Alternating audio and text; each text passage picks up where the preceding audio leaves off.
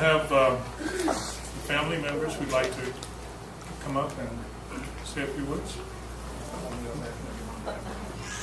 You want to all come up together? Well, I just want to comment. Sue drafted me.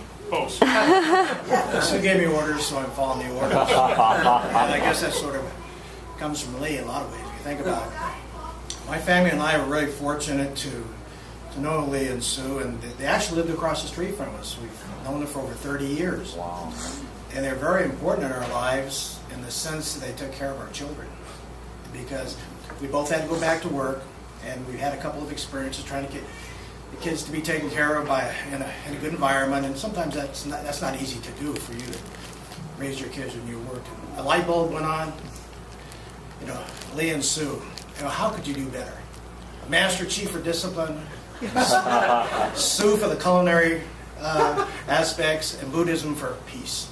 I don't know if the peace worked too well with the kids, but they were very well mannered. And for many, many years, they stayed over at Sue's and Lee's, and our friendship evolved into something very special and very close.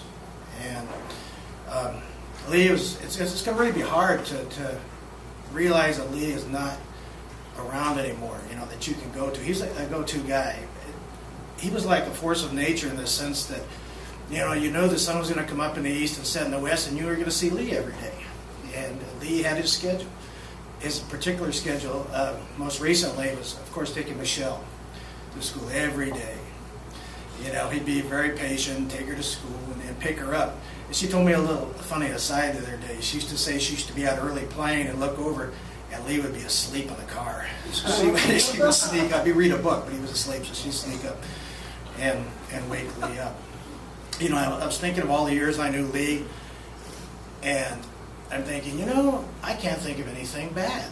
I mean, really, seriously, because I thought of all the good things about Lee, about his ethics, his reliability, his honesty, his integrity, his kindness. And I started thinking, well, I'll be the devil's advocate and thinking, well, he couldn't be perfect. And I hate to say that, well, I don't hate to say this, but he was. I could not think of a negative thing. I never saw Lee lose his patience. I never saw him raise his voice. I never saw him being kind to everybody. And like I say, for 30 years, I lived across the street. And, it's as close as you can be. His sons became very good friends of the family, and they still are. And so, I really miss Lee. I mean, that's amazing when you know a man for 30 years, and you can't think of any negative incident or thing. All you can think of is Lee's kindness, his reliability, and his patience. And, I'm not really going to say goodbye to Lee, because I understand Buddhism, there's other lives. So maybe I'll say, Lee, instead of goodbye, I'll see you around. Yeah.